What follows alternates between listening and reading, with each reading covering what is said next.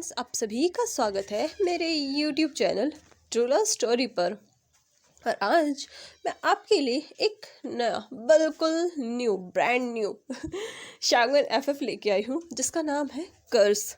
I know आप लोग कर्स के बारे में तो बहुत अच्छे से जानते होंगे, लेकिन क्या हो अगर वो कर्स ज़्यादातर कर्स 1, 2, 3 या फिर सालों पुराने होते हैं, लेकिन उस कर्ज का क्या हो जो पता नहीं कितने हजारों लाखों सालों से दो फैमिलीज के ऊपर हो, और इस कर्ज की कीमत पूरी फैमिली चुकाती हो। जो कर्ज उनके सिर्फ बॉडी पर नहीं बल्कि ब्लड लाइन पर हो, और ये कर्ज दो फैमिलीज पे है। हालांकि इस कर्ज का फायदा भी है और नुकसान भी है, क्योंकि कर्ज सिर्फ नुकसान ही नहीं, कुछ कर्ज फ़ायदा भी देते हैं।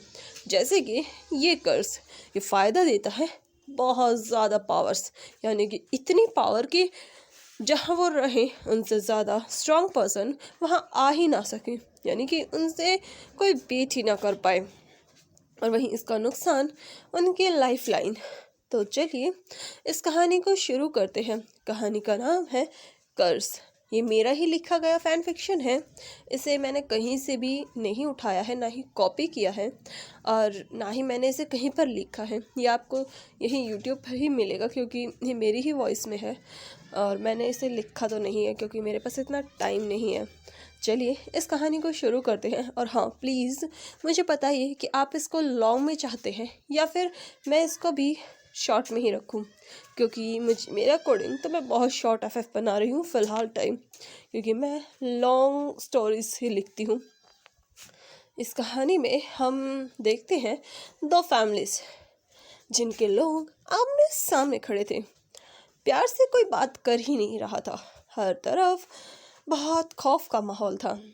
सामने वे चांग से खड़े थे, वे फैमिली के हेड, जिनकी एज बहुत ज़्यादा कम थी।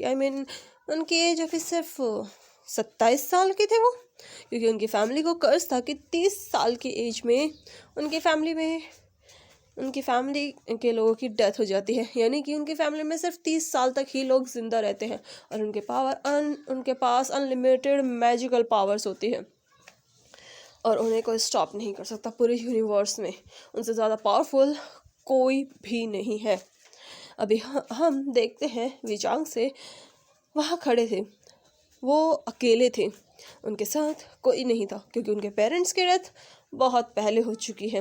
विचांग से के जो सर्वेंट्स थे वो वहीं खड़े थे। वहीं विचांग से के सामने दो लेडीज़ खड़ी थी, जिनमें एक का नाम कांगसे सरन और एक का नाम लानी था। लानी जो कि वहाँ खड़ी थी, वो विचांग से और लान कुरैन की तरफ देख रही थी। वहीं कांगसे सरन भी उन दोनों की तरफ देख रही थी, जहाँ विचांग से ने लानी का हाथ पकड़ा हुआ था, और वहीं लान कुरैन ने कांगसे सरन को अपनी तरफ खींचते हुए कहते हैं, आज से तुम हमारी फैमिली मेम्बर बनोगी। और ये सुनकर विचांग से बस लान कुरैन की तरफ देखते हैं, लेकिन फिर वो एक झटके से लानी का हाथ छोड़ के सीधा कांगसे सरन का हाथ पकड़कर अपने दूसरे हाथ में बहुत सारी मैजिकल पावर्स इकट्ठा करके सीधा लान कुरैन की तरफ वार कर देते हैं। और वहीं लान कुरैन इस सडन अटैक से शॉक हो जाते हैं, लेकिन फिर उनका बड़ा भाई जो कि विचांगसे की ही एज का है, 27 साल का, वो उस अटैक को प्योरीफाई करता है और खुद विचांगसे पर अटैक कर देता है। वही विचांगसे उस अटैक से बहुत इजीली बच जाते हैं, कांगसे सरन को अपने पीछे करते हैं, और वहाँ पर लान कुरैन और उसका भाई खड़ा था। लान कुरैन जिसकी एज काफ़ी कम थी, या यूँ कहें वो भी शायद 20 साल का भी नहीं हुआ था, वो भी सिर्फ 19 साल का था, काफ़ी यंग था और थोड़ा इमेच्योर भी। वहीं उसका बड़ा भाई जो कि विचांगसे की तरफ डेथ ग्लेयर दे रहा था। वो अभी इस फैमिली का फैमिली हेड है। वो लानी का हाथ पकड़ता है और विचांगसे की तरफ गुस्से से ग्लेयर करते हुए कहता है, विचांगसे अपनी हद में रहो। तुम जानबूझकर ये सब कुछ कर रहे हो। क्या तुम मेरे हाथों से मरना चाहते हो? तभी लान कुरैन कहता है, हाँ भाई, वो आपके हाथों से मरना चाहता है। एक काम कीजिए, पहले इसे मार दीजिए। जो सुनकर लान कुरैन कहते हैं, ज़रूर, इसकी डेथ तो मेरे हाथों से ही होगी। और ये बोलकर वो विचांगसे की तरफ फिर से एक फायर बॉल भेज देते हैं। वहीं ये देखकर विचांगसे अपने हाथ से वाटर बॉल क्रिएट करके उसकी तरफ भेज देते हैं। वो दोनों वहाँ पर फाइट कर रहे थे। तभी वहाँ पर किसी के ज़ोर से चिल्लाने की आवाज़ आती है, रुक जाइए। और जैसे ही वो दोनों उस आवाज़ की तरफ देखते हैं, वहाँ पर कांगसे सेरन की मदर खड़ी थी और लानी की भी मदर, क्योंकि वो दोनों सिस्टर्स थी, उनकी मदर वहाँ खड़ी थी। वो विचांगसे और लान कुरैन की तरफ देखकर गुस्से से चिल्लाकर कहती है, तुम दोनों अपनी इस लड़ाई में मेरी बेटियों को क्यों घसीट रहे हो? आखिर मेरी बेटियों ने तुम लोगों का बिगाड़ा क्या है? बस उन्होंने तुम दोनों से प्यार क्या किया, इसकी सज़ा तुम उन्हें ऐसे दे रहे हो। अगर मेरी बेटियां प्रेग्नेंट ना होती तो मैं इन्हें यहाँ आने की परमिशन कभी नहीं देती। तुम्हारी फैमिली में आना इनके लिए सबसे बड़ा बैड लक है। और ये सुनकर विचांगसे और लान कुरैन एक साथ बाओशन सेरन पर अटैक कर देते हैं, जिस अटैक को बाओशन सेरन संभाल नहीं पाती और उस अटैक के साथ ही उनकी डेथ हो जाती है। यहाँ तक कि उनकी बॉडी जो थी वो राख में बदल जाती है और राख हवा में गायब हो जाती है। ये देखकर कांगसे सेरन और लानी दोनों का तो जैसे दिल ही टूट गया हो। वो दोनों ज़मीन पर गिर जाती है और रोने लगती हैं। कांगसे सेरन विचांगसे को खुद से दूर धकेलते हुए कहती है, दूर रहो मुझसे, तुमने मेरी मदर को मार दिया, मैं तुम्हें कभी माफ़ नहीं करूँगी। और वहीं लानी भी गुस्से से लान कुरैन की तरफ देख कर कहती है, तुमने मेरी मदर को मारा है, आई प्रॉमिस इसका बदला मैं तुमसे ज़रूर लूँगी। लान कुरैन, मैंने तुमसे प्यार किया था, लेकिन तुमने मेरे प्यार का ये सिला दिया। और ये सुनकर लान कुरैन का बड़ा भाई लानी को संभालते हुए कहता है, लानी मेरी बात सुनो। लेकिन लानी गुस्से से उसके गाल पर एक स्लैप करती है। ये देखकर विचांगसे कहते हैं, इसी की गलती है, इसी ने ही बाओशन सेरन को मारा है। मैंने तो उन्हें प्रोटेक्ट करने के लिए वो अटैक किया था, ना कि उन पर कोई अटैक किया था। ये सुनकर लान कुरैन कहते हैं, ये तुम्हारी गलती है, तुमने उन्हें मारा है, मैं तो सिर्फ उन्हें प्रोटेक्ट कर रहा था, पहले अटैक तुमने किया था। जिस पर विचांगसे कहते हैं, पर अटैक तुमने किया था। और ये बोलकर दोनों ही एक दूसरे पर इल्ज़ाम लगाने लगते हैं और लड़ने लगते हैं। वहीं कांगसे सेरन और लानी, जो कि ज़मीन पर बैठकर बुरी तरीके से रो रही थी, लान कुरैन जाकर अपनी भाभी को संभालते हैं, लेकिन वो उन्हें भी खुद से दूर धकेल देते हैं। लान कुरैन बड़ी मुश्किल से लानी को उठाते हैं और उन्हें लेकर जाते हैं। लानी और कांगसे सेरन 3 मंथ्स प्रेग्नेंट थी। वो उन दोनों को घर में लेकर जाते हैं। कांगसे सेरन को सर्वेंट्स लेकर जाते हैं। वहीं विचांगसे और मिस्टर लान दोनों अभी भी लड़े जा रहे थे। ये देखकर आसपास के लोग वहाँ से भाग जाते हैं। उनके घर के आसपास जितने भी उनके पड़ोसी थे, वो अपना घर खाली करके वहाँ से भाग चुके थे, क्योंकि ये दोनों बिल्कुल पागल हैं, कभी भी किसी पर भी अटैक कर देते हैं। नहीं, ये सब देखकर विचांगसे फैसला करते हैं कि वो अपनी वाइफ को यहाँ नहीं रखेंगे, बल्कि वो इन्हें दूसरी सिटी में लेकर जाएंगे, क्योंकि वो इस कुरैन के आसपास तो अपनी बीवी को नहीं छोड़ सकते। अगर कभी इसने उनसे बदला लेने के चक्कर में उसकी बीवी को मार दिया तो विचांगसे क्या करेंगे? उनके पास तो उनकी वाइफ के अलावा और कोई नहीं है। और वहीं कांगसे सेरन, जो बिल्कुल चुप हो गई थी, उन्होंने अपने मुंह से एक शब्द भी नहीं निकालना। और वहीं लानी भी बिल्कुल शांत हो गई थी।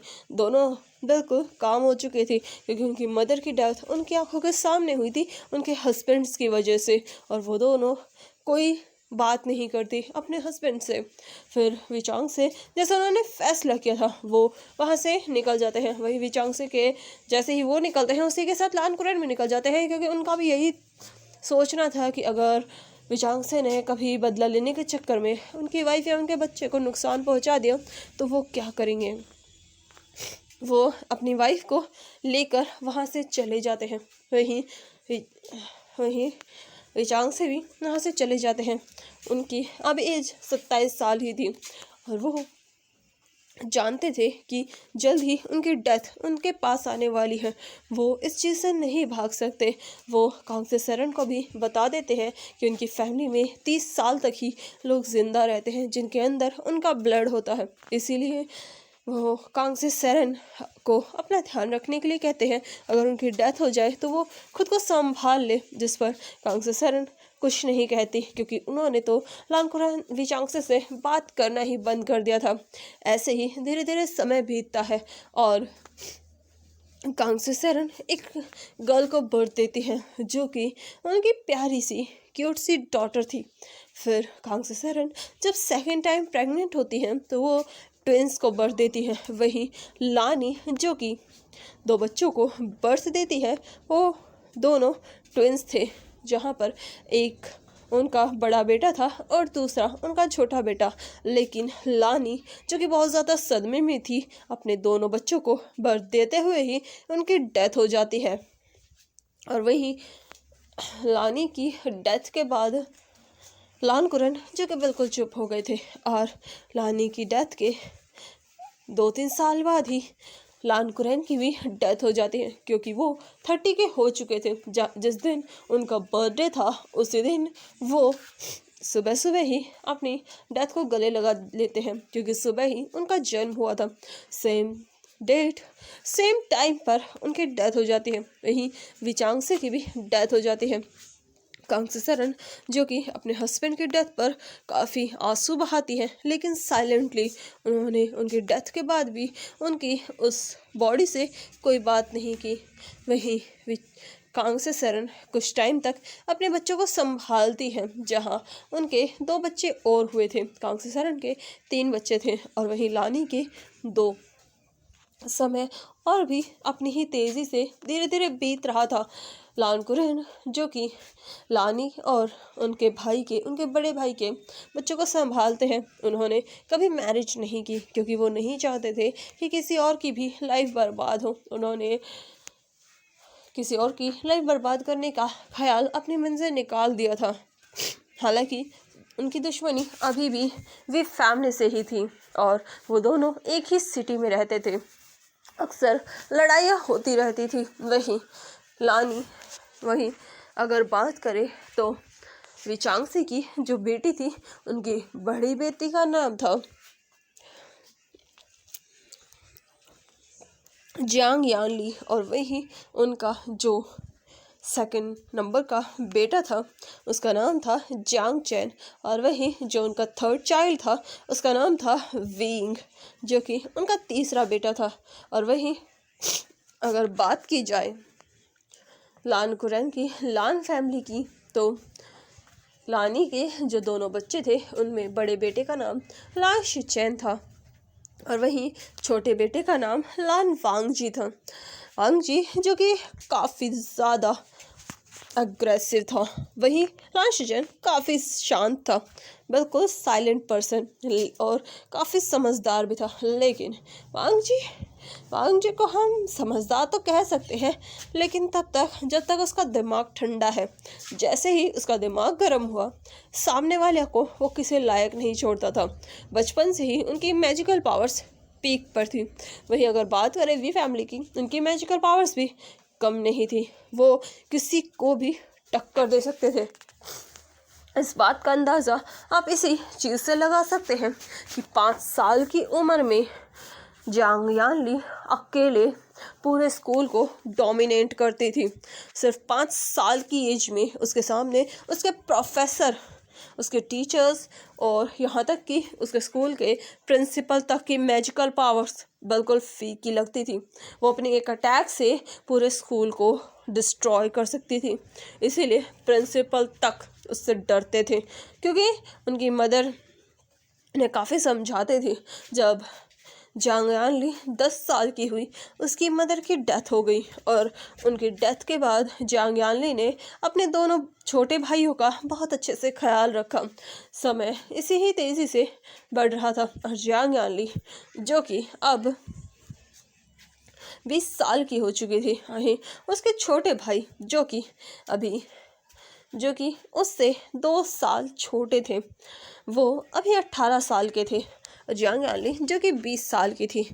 और वही अगर बात करें लानी के बच्चों की, तो लान शिचेन और वांग जी जो कि दोनों अभी 20 साल के थे। लान शिचेन वो लोग एक ही कॉलेज में जाते थे।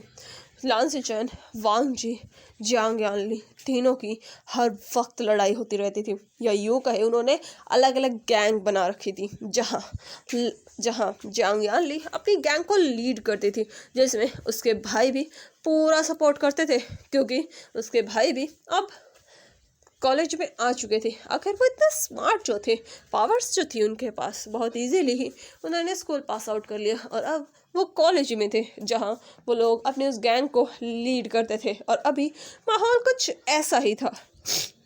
कॉलेज में 2 ग्रुप्स बटे हुए थे, जहाँ पर एक ग्रुप जो कि वी फैमिली से बिलोंग करता था और दूसरा लान से, और दोनों एक दूसरे के सामने खड़े थे। दोनों के ही हाथों में हथियार थे, जहाँ किसी ने चैन निकाल रखी थी, कोई बैट, कोई हॉकी स्टिक, कोई बेसबॉल बैट, सारी चीज़ें लेकर वो खड़े थे।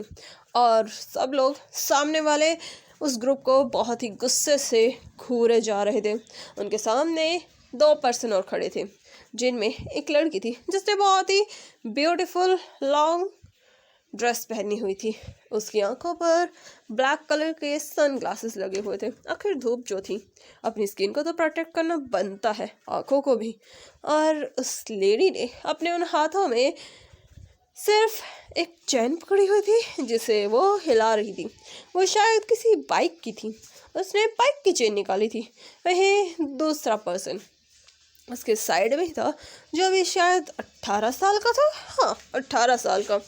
वो जांग चेन था, जिसने अपने सर पर एक लाल रंग का रुमाल बांधा हुआ था। आँखों पर चश्मा था, एक चश्मा उसकी शर्ट के अंदर था, और उसने अपनी जो शर्ट थी वो बिल्कुल छपरियों वाली पहनी हुई थी। उसकी पैंट्स काफ़ी लूज थी। शूज़ जो कि उसने थोड़े हील्स के ब्लैक कलर के पहने हुए थे, वो अपने एक हाथ में रुमाल बांधकर दूसरे हाथ में एक बैट लेकर उसे अपने शोल्डर पर रखकर हल्का सा टेढ़ा होकर वहाँ खड़ा सामने उस बंदे को घूरे जा रहा था, जैसे कह रहा हो बच के रह बेटा। और वहीं वहाँ पर तीसरा पर्सन भी आता है, जो कि बड़ा ही स्टाइल से चलते हुए आ रहा था। बिल्कुल फिट जींस ब्लैक कलर की, जो कि उसकी स्किन से बिल्कुल चिपकी हुई थी, जिससे उसकी लेग्स विजिबल हो रही थी, बिल्कुल साफ साफ। उसकी हॉटनेस साफ बता रही थी। उसने अपने शर्ट के 2 बटन्स खोल रखे थे, जिनसे ईगल का टैटू बाहर झांक रहा था। और वहीं उसने अपने गले में एक बहुत ही मोटी चेन पहनी हुई थी, जो कि शायद गोल्ड की थी। गोल्ड की। और अपनी आंखों पर उसने एक मेटल का चश्मा लगा रखा था। उसके बाल जो कि काफ़ी लेंथी थे और पूरे उसके कंधों पर आ रहे थे। वेस्ट में उसने 3 लेयर्स की एक वेस्ट चेन बांधी हुई थी, जो कि उसके जींस के साथ चलते वक्त आवाज़ कर रही थी। धीरे धीरे जैसे उसकी कमर हिल रही थी, उसके साथ साथ उसकी उस चेन से भी आवाज़ आ रही थी। हाथों में बहुत सारे ब्रेसलेट्स, पता नहीं क्या क्या बांधे हुए थे। एक हाथ में उसने एक रुमाल बांधा हुआ था, और वो पर्सन अपने बालों में स्टाइल मारते हुए बड़े ही एटीट्यूड के साथ आ रहा था। उसे देखकर यानली अपने सर को हिला कर कहती है, हाँ आशन, जो सुनते ही आशिन, जो कि ऑब्वियसली हमारा प्यारा विंग है, उसके होठों पर एक स्मोक था लाइक अ डेविल। वो सीधा यानली के पास आता है और बड़ी स्टाइल से कहता है, शीजिए। उसके मुंह से शीजिए सुनकर ऊपर से जो लड़कियां थी, जो कि कॉलेज के अपने क्लासरूम की विंडो से झांक झांक कर ये नज़ारा देख रही थी, वो जोर से चिल्लाती है, माय लव विंग वोशान अशन। वहीं उन लड़कियों की हुटिंग सुनकर विंग उन्हें अपने जो उसके हाथ था उसके 2 फिंगर्स को लेता है, अपने लिप्स पर टच करता है और उन्हें एक फ्लाइंग किस देता है। और वही वो लड़कियां तो हाय बस उसकी इस छोटे से अदा पर कायल हो चुकी थी। वहीं विंग पलट कर सामने देखकर कहता है, ओह इंटरेस्टिंग। और ये बोलकर वो बड़े ही स्टाइल से वहाँ खड़ा हो जाता है। विंग के हाथों में कोई हथियार नहीं था क्योंकि उसे ज़रूरत ही नहीं थी। विंग बड़े ही स्टाइल से वहाँ खड़ा था। तभी वहाँ पर वो उन 2 पर्सन्स को देखता है जिनसे उनकी कट्टर दुश्मनी थी, लिटरली कट्टर दुश्मनी। जहाँ पर एक पर्सन जिसने प्रॉपरली वाइट ड्रेस पहनी हुई थी, बहुत ज़्यादा हैंडसम लग रहा था। उसकी शर्ट के बटन्स प्रॉपरली बंद थे, ना कि इनकी तरह आधे खुले हुए। उसकी बॉडी का 1 इंच भी नहीं दिख रहा था, इतने अच्छे से उसने कपड़े अपने एडजस्ट कर रखे थे। उसकी जो शर्ट थी वो भी अच्छे से प्रेस की हुई थी। ब्लैक कलर की पैंट पहनी हुई थी उसने अपनी पॉकेट में अपने दोनों हाथों को डाला हुआ था। और उसके एक कान में एक ईयरिंग था जो कि ब्लैक कलर का था, थोड़ा शाइन कर रहा था, शायद इसमें कोई ब्लैक कलर का स्टोन लगा हुआ था। वो पर्सन जिसके बाल काफ़ी अच्छे से बड़े ही एलिगेंटली ब्रश किए हुए थे, उसकी आंखों पर एक मेटल का चश्मा था जो उसने अच्छे से एडजस्ट किया हुआ था। और उसके हाथों में एक बहुत ही अच्छी सिल्वर कलर की वॉच थी। और वो बड़े ही आराम से इन 3 छपरियों को देख रहा था। और देखते हुए उसके चेहरे पर एक छोटी सी, बिल्कुल छोटी सी स्माइल थी। और वो अपनी उन गर्दन को हल्का सा टेढ़ा कर कर ये सब देख रहा था। उसके पास उसका छोटा भाई खड़ा था, शायद उससे कुछ सेकंड छोटा था, हाँ कुछ सेकंड। वो जिसने अपनी बाजू को हल्का सा फोल्ड किया हुआ था, उसकी शर्ट की जो स्लीव्स थी उन्हें हल्का सा रोल कर रखा था। उसकी शर्ट वाइट कलर की थी और उसकी पैंट जो कि जींस की थी वो ब्लू कलर की थी। उसने उसे अच्छे से टक इन कर रखा था। उसके कपड़े बिल्कुल नीट एंड क्लीन थे, एक तिनका भी नहीं था। बाल अच्छे से सेट थी, आईज जो कि गोल्डन कलर की थी। और उसके कर्व्स जो कि उसके शर्ट से हाइट होने की कोशिश तो कर रहे थे लेकिन हो नहीं रहे थे। परफेक्ट बॉडी थी जो कि चीख चीख कर उसकी ब्यूटी को बता रही थी। उसके बाल जो कि अच्छे से सेट थे। उसके एक ईयर में एक ईयरिंग था ब्लैक कलर का जिस पर स्टोन लगा हुआ था। उसके हाथों में भी वॉच थी और शूज़ भी। दोनों ने सेम कपड़े पहने हुए थे और दिखने में भी बहुत ज़्यादा हैंडसम थे। वहीं लड़कियां जो कि एक नज़र उनको देख रही थी, हाय ये तो मून प्रिंस है, हाय इनका तो दिल ही आ जाए। और फिर अपनी नज़रें उस तरफ घुमाती हैं जहाँ 2 डेविल्स खड़े थे, हाय इन्हें देखकर तो वो वहाँ से जंप ही कर दे। आखिर इनके लुक इतने ज़्यादा हॉट एंड सेक्सी जो है। वहीं विंग जो कि सबको देख रहा था। तभी वहाँ पर शिचैन की बिल्कुल काम वॉइस आती है, आई थिंक यानली तुम्हें ये सब बंद कर देना चाहिए। जो सुनकर यानली बड़े ही एटीट्यूड के साथ कहती है, क्या हुआ डर गए? जो सुनकर शिचैन कहता है, डर?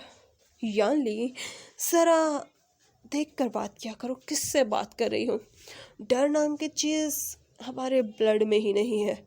जो सुनकर यानली अपने मुंह पर हल्का सा हाथ रखकर हंसते हुए कहती है, फिर डरपोकों की तरफ बात क्यों कर रहे हो शिचैन?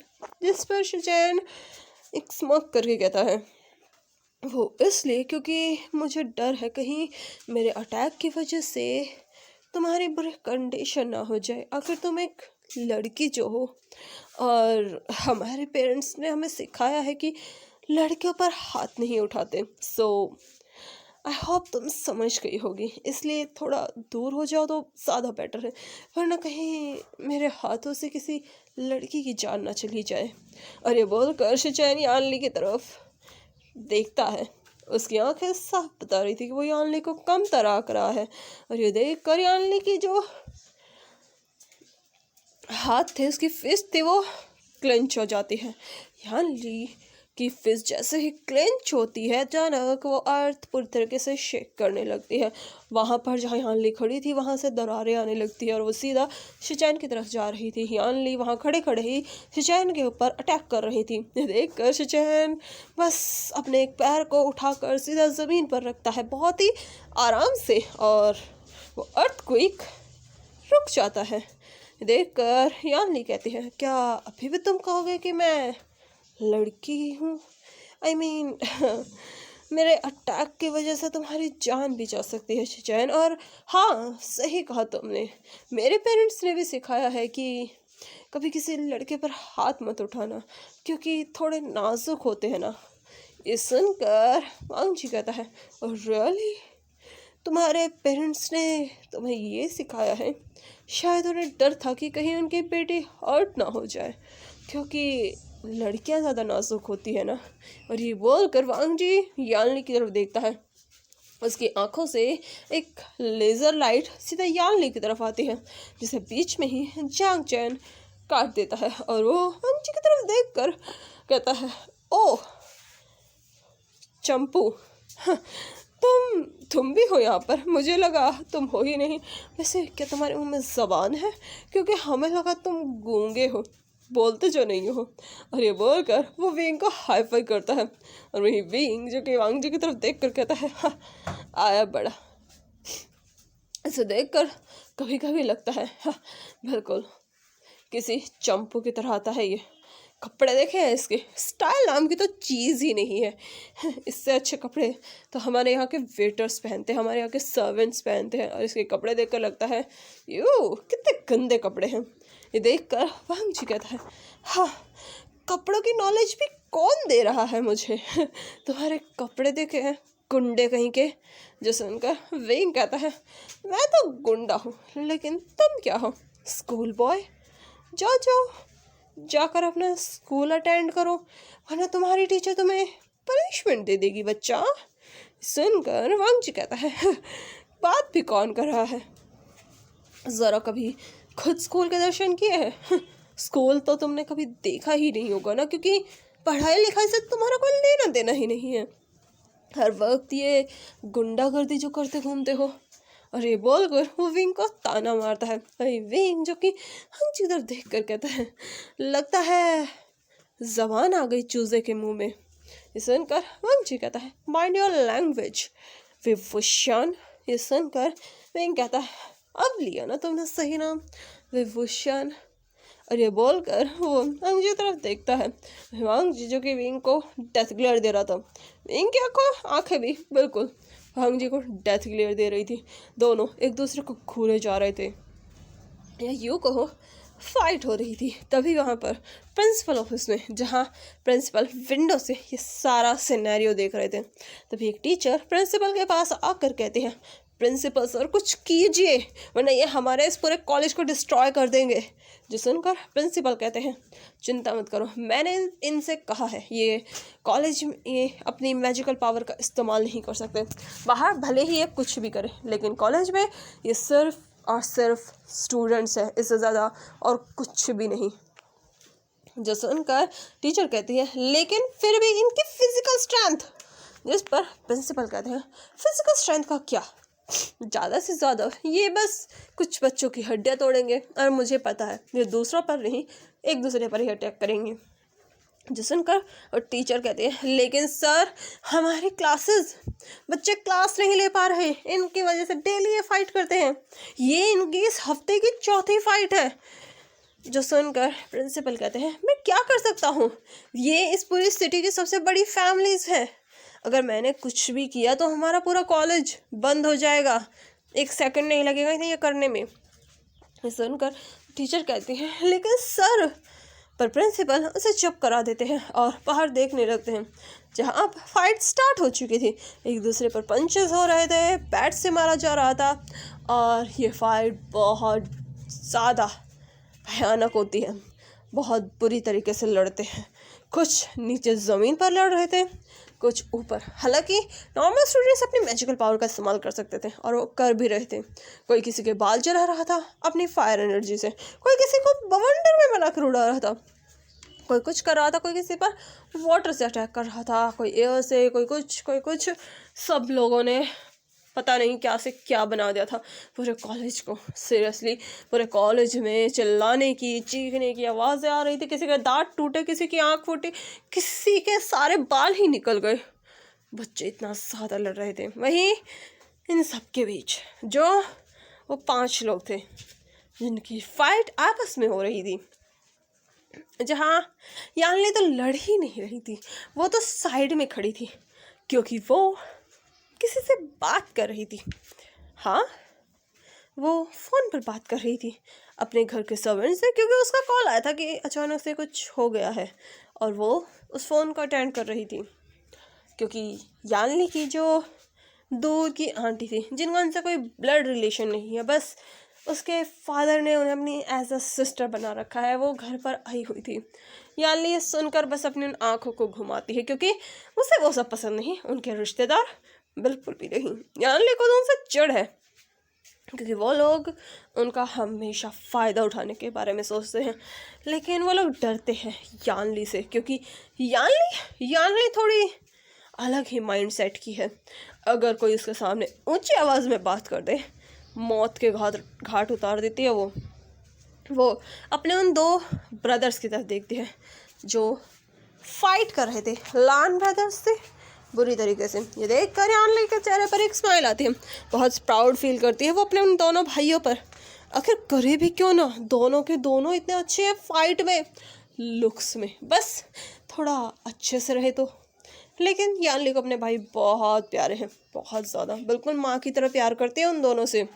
यानली इन दोनों की तरफ देख कर कहते हैं, आशन आचिंग, चलो घर चलते हैं, बहुत हो गई इन बच्चों से फाइट। और ये बोलकर यानली अपने बालों को फ्लिप मारकर चलने लगती है। ये देख कर विंग जो कि हंगजी से लड़ रहा था और जांग चेन जो कि शिचैन से लड़ रहा था, उनकी जो किक थी वो हवा में ही रुक जाती है। चारों एक दूसरे को किक मार रहे थे, जहाँ विंग की किक वांग जी के फेस तक पहुंच चुकी थी और वांग जी की किक भी विंग के फेस पर पहुंच चुकी थी।